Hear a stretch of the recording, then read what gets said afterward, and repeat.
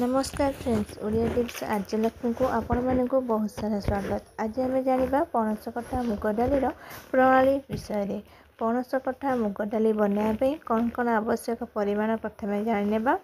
150 ग्राम मुग डाली, 270 ग्राम पणस कटा, 50 ग्राम पियाज, 5 ग्राम फुटण, 10 ग्राम तेल, 10 ग्राम घी, 2टा तेजपत्र, 10 ग्राम जीरा, 5टा डालचीनी, 2टा गुजराती, 5टा लवंग, परिमाण मुताबक लुण और हलदी गुंड। आपण मैंने जदि मो चैनल नुआ आसते प्लीज चैनल को लाइक करेंगे, शेयर करेंगे, सब्सक्राइब करने को आदौ भूलें।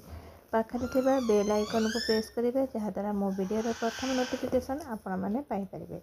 एबे आम जानिबा तार प्रणाली संपर्क में। पणस कठा को सरू सरू कर काटि नियो। मुग डाली को धोई लुण हलदी दे डेक्ची रे पानी दे सिझाओ। डाली पणस कठा सिझीगले यह तल को ओह्लाई रख।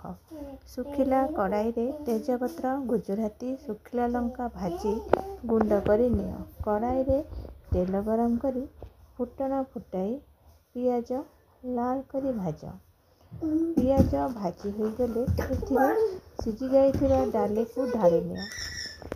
सेथिरे ता उपरे भजा मसला गुंड और घी दे ओह्लाई नियो। आपण मानकु एही प्रणाली किपरि लगिला आपण माने निश्चय मते कमेंट करी जणाइबे। रहिली पुणी देखा नेक्स्ट वीडियो रे। आपण माने ए वीडियोटी देखुथिबारु आपण मानकु अनेक अनेक धन्यवाद। रहिली। जय जगन्नाथ।